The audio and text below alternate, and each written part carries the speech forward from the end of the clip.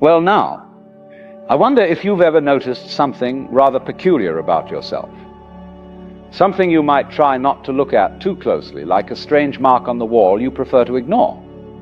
It's this: you are almost constantly running.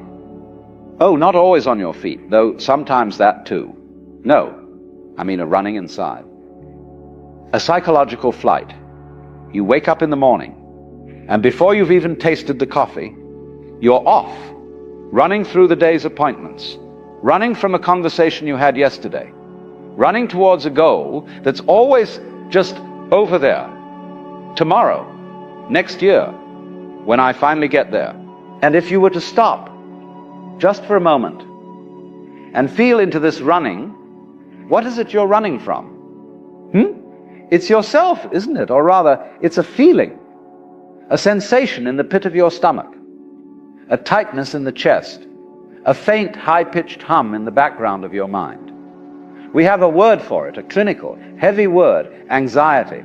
And my goodness, we will do anything to get away from it. We'll go to doctors for pills. We'll read books by the dozen. We'll chant affirmations in the mirror. I am calm. I am confident. I am at peace. We'll put on a brave face for our friends, for our family, for ourselves.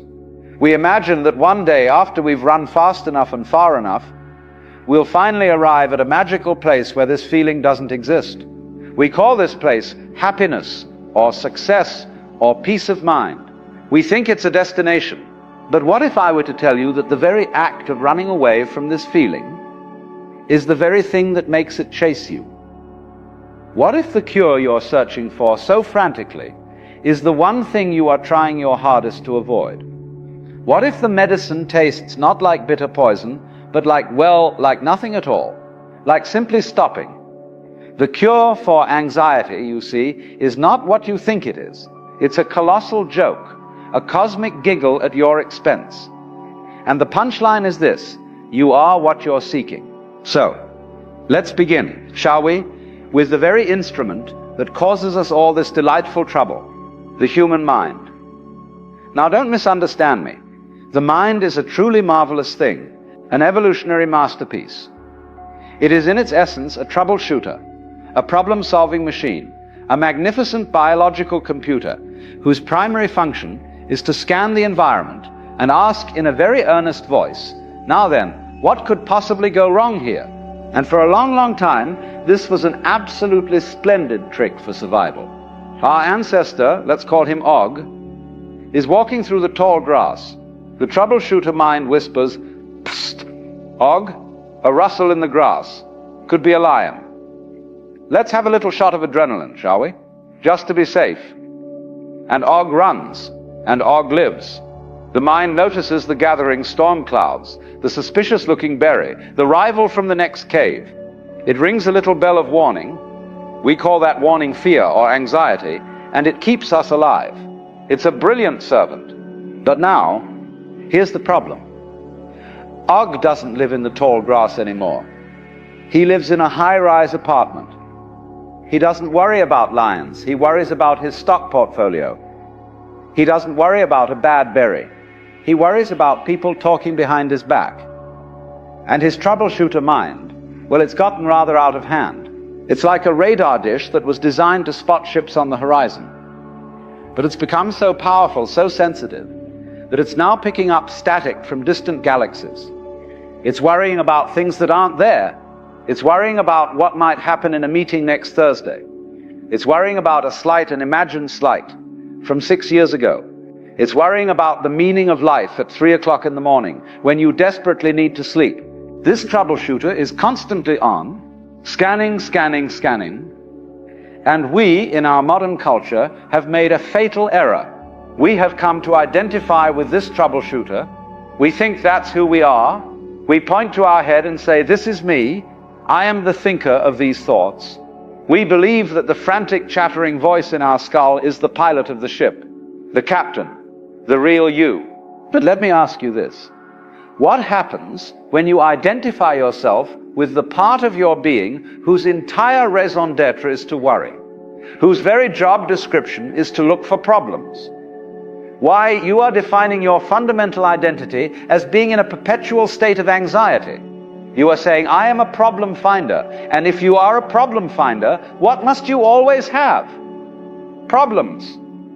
You need them to confirm your existence. And so you see, you create a perfect vicious circle. A feedback loop of exquisite absurdity. It goes like this. You feel anxious, a vague unease, the troubleshooter, which you think is you, kicks in. Aha, it says. A problem, anxiety, this is no good, we must fix this. So you try to fix it. You try to think positive thoughts. You try to meditate it away. You try to analyze it, to find its root cause in your childhood. But wait, what are you doing? You are using the troubleshooter, the problem-finding mind, to solve the problem of the problem-finding mind being too active. It's like trying to put out a fire with gasoline. The very effort to fix the anxiety is itself an anxious act. You're anxious about being anxious. You're worried about your worry. You are trying to grab hold of your own coat collar and lift yourself off the ground. It's a magnificent and hilarious spectacle. You spin around and around, and your feet never leave the floor. It's just not going to work. The instrument you are using is the wrong tool for the job. The mind cannot grasp itself. There's a famous saying in Zen that I've always loved. Trying to define yourself is like trying to bite your own teeth. Have you ever tried it? It's an impossibility. The biter and the bitten are the same. The eye cannot see itself directly. It sees everything else. The mind, in its frantic attempt to grasp its own nature, to fix itself, only creates more turbulence. It's like a pool of water. Have you ever come across a pond that is all muddy and churned up? How do you clear it? Do you get in there with a big stick and stir it faster? Do you send in a submarine to try and filter it? No, of course not. That would be madness. You leave it alone. You let it be. You allow the mud to settle, all by itself in its own good time. And as it settles, the water becomes clear, and you can see all the way to the bottom. But we are not like that with our minds, are we? We are always in a rush. We are always grabbing at the water with our thoughts, stirring it up, trying to fix its muddiness. I shouldn't be so muddy. I need to be clear water. But the command to be clear is just another handful of mud. We are trying to fix ourselves, and the very effort of fixing is the thing that keeps us perpetually muddled. We've been sold a story, a grand and terrible myth. The story is that life is a journey to a place called security. We are all pilgrims on the road to the celestial city of safety. We are taught from a very young age that the goal is to build a fortress of money, of status, of relationships, of beliefs. We want a guaranteed future. We want to know that everything is going to be okay, permanently, finally. This desire, this deep-seated craving for security is the very root of our anxiety.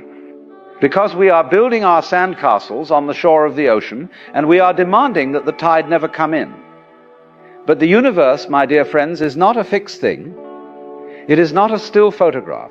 It is a constant, flowing, wiggly river. I often call it a wiggly world. Look at it. The clouds are not cubes. The mountains are not pyramids. The trees are not telephone poles. Everything is in a state of flow. Everything is vibrating, changing, dying, and being born. Your own body is a stream. You are not the same collection of atoms you were 7 years ago. You are a process like a flame or a whirlpool. You are a pattern that maintains itself for a while, but it is a flowing pattern. Now, the more you try to build a permanent, stable structure in the middle of this river, the more frantic you will become. You build a beautiful little sandcastle. Let's call it My Successful Career. You pat it down, you put flags on it, and then you see the river lapping at the edges, a company restructuring, a new technology, a change in the market, and you panic. You run around building moats and walls, trying to hold back the water. But the water is the reality. You are resisting the fundamental nature of things. You are, in a sense, at war with life itself. I've often said, the desire for security and the fear of insecurity are the same thing. Think about that very carefully. To want to be secure is to be acutely aware that you are not secure. It's a confession of insecurity. It's like holding your breath. You only hold your breath when you're afraid there's no air to breathe. But the air is all around you. The effort to be secure is an insecure act. It's a tension, a contraction. You build a fort to feel safe. But in building the fort, what have you done? You have acknowledged that you feel unsafe. And now you have a new problem. You have to worry about the fort. Is the wall strong enough? Is there a crack? Are there enemies at the gate? The more you build, the more you have to defend. The more you have to lose. The more you have to worry about. The whole of civilized life, in many ways, is this marvelous, elaborate, breath-holding contest. Everyone is running around, cheeks puffed out, faces turning blue, taut as a drum, thinking, if I can just hold on a little longer, I'll be safe. But you'll suffocate.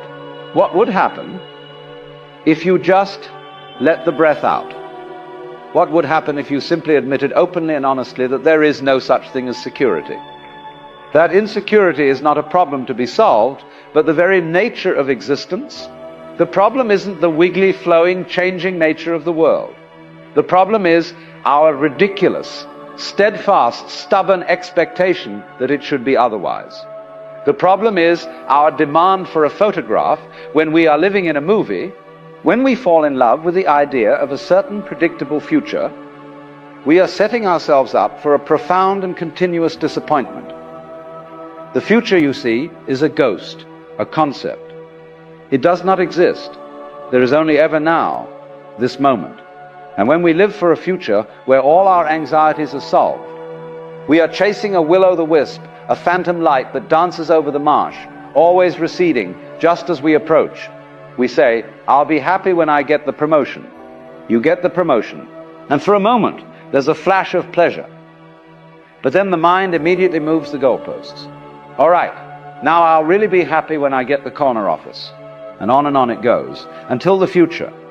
And ourselves vanish into the abyss of death, having never truly lived, because we were always preparing to live later. And what a great crashing relief it is to realize that you don't have to carry this burden. You don't have to build the perfect fortress. You don't have to ensure the outcome. The universe is already unfolding. It's happening. You are not the director of this movie. You are a character in it. And when you stop trying to write the script for the next act, you can finally relax and enjoy the show that's happening right now. This brings us to the heart of the paradox. The more you fight a feeling, the more power you give it. It's a fundamental law of psychology and of the universe. Resistance creates persistence. When a person becomes anxious about being anxious, or fearful of being afraid, they have entered a state of what I would call meta-anxiety. It's anxiety squared. The original anxiety might be about something specific, say giving a speech. But now, layered on top of that, is a new, more powerful anxiety. The terror of having anxiety during the speech. What if I panic? What if my mind goes blank? What if people see I'm nervous? So what does this person do? They try to fix it. They read all the books on confidence. They practice power poses in the mirror. They rehearse their lines until they're blue in the face. But can you see what's happening? Their entire focus is on not being nervous. They are therefore concentrating with tremendous intensity on the very thing they wish to avoid. By focusing on not being nervous, their mind is constantly, vigilantly monitoring for any sign of nervousness. It's like being told, whatever you do, do not think of a pink elephant. What is the only thing you can think of? The anxiety is no longer about the speech. The speech is almost incidental. The anxiety is now about the performance of the self. It's about the fear of the anxiety itself. The effort to control the feeling has become the primary source of suffering. This is a classic double bind, a no-win situation. It's like being told you must be spontaneous. The command destroys the possibility. The attempt to escape your own mind only tightens its grip like a Chinese finger trap. This is why so much of what passes for self-help is ultimately self-defeating. It's based on this model of the self as a thing that needs to be helped, fixed, improved. It emphasizes forcing yourself into a state of positivity, of future-oriented goal setting. But the positive thinker, by their very effort, is constantly emphasizing the negative reality they are trying to escape. They are saying, I am not positive enough, so I must become positive. They are perpetually living for a future state of mind they will never attain, because when that future arrives, it will simply be the new present moment, and the mind will have already found something else to fix. As I once put it, if happiness always depends on something expected in the future, we are chasing a will-o'-the-wisp that ever eludes our grasp until the future and ourselves vanish into the abyss of death. The entire game of trying to fix yourself is a great cosmic joke. It's the ultimate shell game.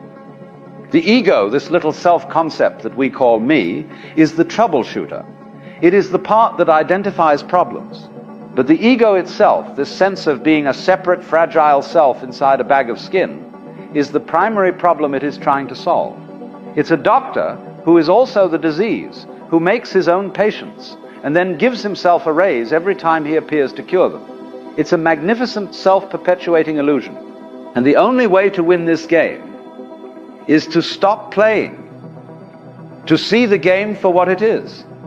So, if the cure is not trying harder, not fixing, not analyzing, not running, what on earth is it? It is surrender. It is letting go. And this, right here, is where most people get terribly confused. They hear surrender, and they think it means defeat. They think it means becoming a passive doormat, abandoning all responsibility, lying down on the floor and waiting for life to run you over. They think it's a counsel of despair. Nothing could be further from the truth. Surrender, in this sense, is not resignation. It is not giving up. It is giving in to what is. It is stopping the futile struggle against the current of life. It is the ultimate act of intelligence. Think of learning to swim. The beginner, the person who is terrified of the water, what do? They grab at the water, they flail, they thrash about with their arms and legs, fighting the water, trying to dominate it, to push it down so they can stay up. And what happens? They sink, they exhaust themselves, they panic. Why? Because they are fighting the very medium that can support them. Now watch the expert swimmer. What are they doing? They are relaxed, they are not fighting the water, they are cooperating with it, they trust it. They allow themselves to float. They understand that the water has a certain buoyancy, a certain rhythm. They use its power to move. They become one with the water. They are in a kind of dance with it. I often use this analogy. To have faith is to trust yourself to the water. When you swim, you don't grab hold of the water, because if you do, you will sink and drown. Instead, you relax and float. This is the surrender I'm talking about. It is an active, dynamic, intelligent relaxation into the flow of existence. It is not doing nothing. It is doing what is appropriate to the situation without the added frantic effort of the ego trying to control the universe. In this act of surrender, a remarkable transformation occurs. We begin to realize that we are not separate from the stream. We are the stream. This sense of being a lonely, isolated little self, a tiny boat tossed about on a giant ocean that begins to dissolve. You realize the boat is made of ocean. Your strength is not your own little puny ego strength. It becomes the strength of the current itself. You are not a visitor in the universe. You are a manifestation of the universe. The anxiety that comes from feeling like a temporary, accidental speck in a vast, uncaring cosmos that is a self-imposed hallucination, a bad dream. Surrendering to the flow does not mean you stop acting. It means you act in alignment with the natural rhythms of life. It's the difference between forcing a rosebud to open with your fingers and providing it with sun and water and allowing it to bloom in its own time. It's the difference between trying to fall asleep, which is the surest way to stay awake, and simply allowing yourself to rest. And here is the final delicious paradox. The effort to let go is itself a form of grasping. True letting go happens when you see the futility of holding on. It happens when you stop trying to let go. It is a happening, not a doing.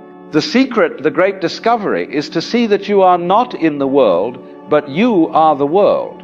You are not a thing that has come into existence. You are the way the universe manifests and expresses itself at this particular point, in this particular form. And when you feel that, not as a philosophical idea, but in your bones, in your blood, it changes everything. This whole understanding is what I tried to capture in The Wisdom of Insecurity. We are relentlessly taught to seek security. Our entire culture is a monument to the attempt to deny death, to avoid change, to create permanence. But I am suggesting that the only real security lies in embracing the fundamental insecurity of life. Security is a fantasy. It's a concept we hold in our heads, a desperate wish. But reality is change. Apatheia, the Greeks called it. Flow. To be in accord with the Tao, as the Chinese sages said, is to move with the grain of the universe, not against it. The meaning of life is just to be alive. It is so plain and so obvious and so simple.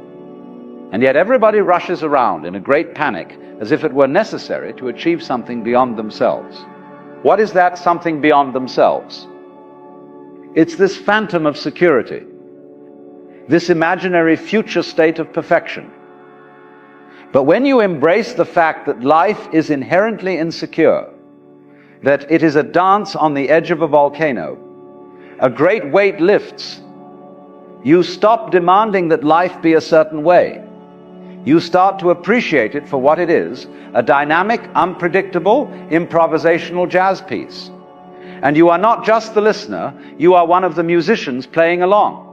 The cure for anxiety, therefore, is not to eliminate insecurity. That is impossible. The cure is to fall in love with the insecurity, to see it not as a threat, but as the very thing that makes life vivid and precious. If life were secure, if it were predictable, it would be like a record stuck in a groove. It would be insufferably boring.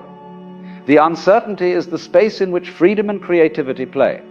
When you truly feel this, the sensation of anxiety loses its terrifying power. It's just a wave on the ocean of your being. You don't try to stop the wave. You don't build a wall against it. You don't run from it. You just feel it. You allow it to be.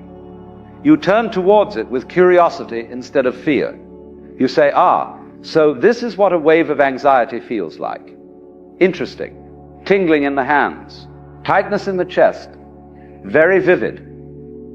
And in that simple, non-judgmental awareness, without resistance, the wave rises, it peaks, and it dissolves back into the vast, calm depth of the ocean from which it came. It passes through you. It doesn't stick around because you're no longer feeding it with your resistance. This realization brings a sense of playful lightness to our existence. Life ceases to be a serious problem to be solved. It becomes a game to be played, a drama to be enjoyed. The anxieties and worries, which once seemed so solid, so real, so oppressive, are revealed as merely the shifting patterns on the surface of the great underlying reality. They are the ripples, not the water. By letting go of our obsession with certainty, we can finally stop fighting and start living, truly living. All right, I hear you say, this is all very well and good, it sounds beautiful. But how does one actually do this? I'm sitting here, my mind is racing, my stomach is in knots. How do I surrender? How do I embrace insecurity? It sounds like just another thing I have to do, and I'm already exhausted. A very fair question. And the answer, as you might suspect, is paradoxical. It's not about doing anything. It's about a shift in attention, a change in perspective. It's about discovering who you really are. The first and most fundamental step is to recognize that you are not your thoughts. You are not the frantic voice in your head. That voice is the troubleshooter. It's a tool, a very good one, but it is not the master of the house. It is not you. You are the space in which the thoughts arise. You are the awareness that is aware of the anxiety. This is a subtle but utterly profound shift. It's the key to the whole thing. when you feel anxious, instead of saying, I am anxious, try saying, I am aware of a feeling of anxiety. Do you feel the difference? In the first statement, you are identified with the feeling. You and the anxiety are one and the same. It has consumed you. In the second statement, there is a tiny crucial distance. There is you, the aware space, and there is the feeling, which is a temporary guest in that space. You are the sky. The anxiety is just a cloud passing through.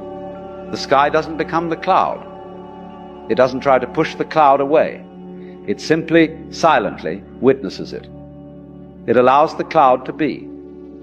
And in that allowing, in that witnessing without attachment, the cloud has less and less power. It is just weather.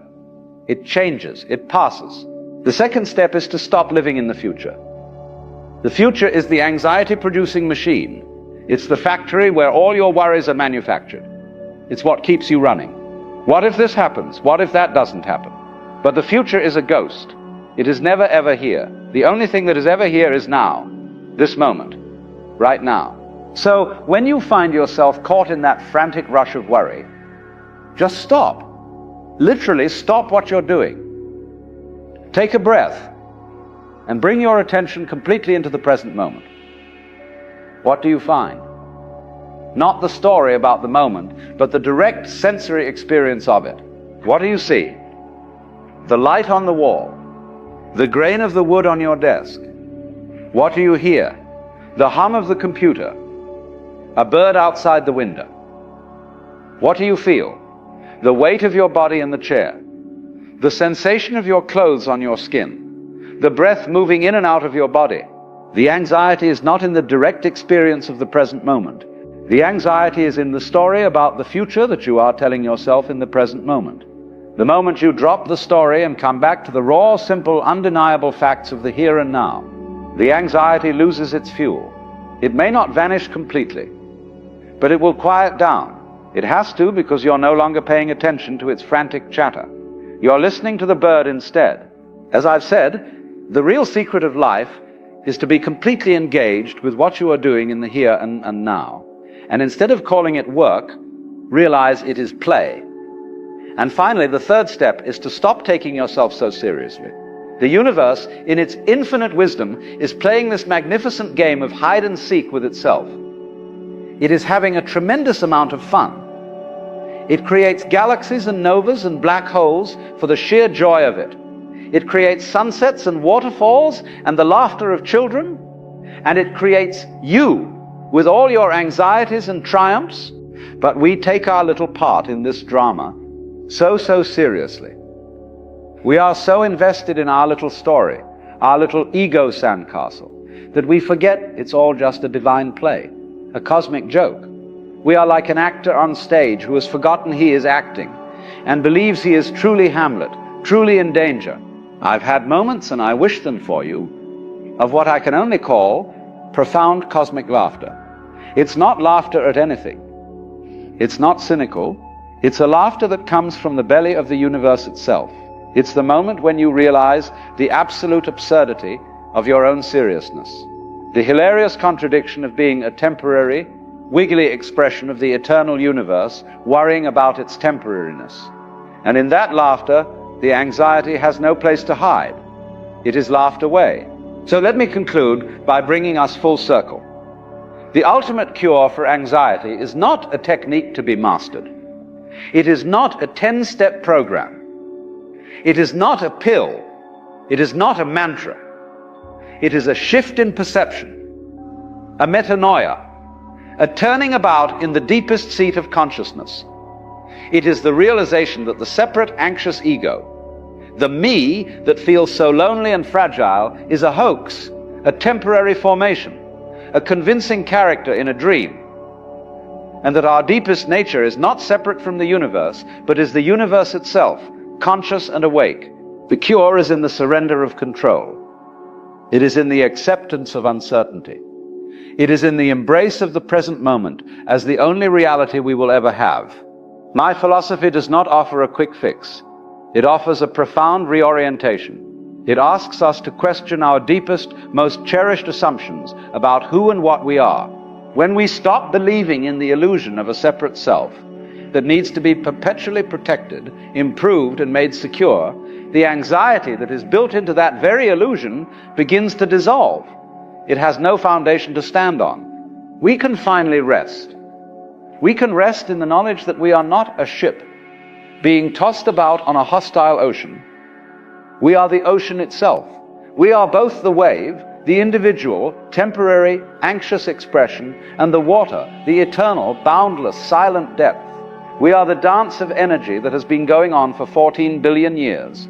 And we are the awareness watching the dance. The cure for anxiety, it turns out, is to simply stop trying to cure it, to stop running from yourself, and to allow yourself to be fully, completely, and unapologetically alive, to be what you already are, this, here, now.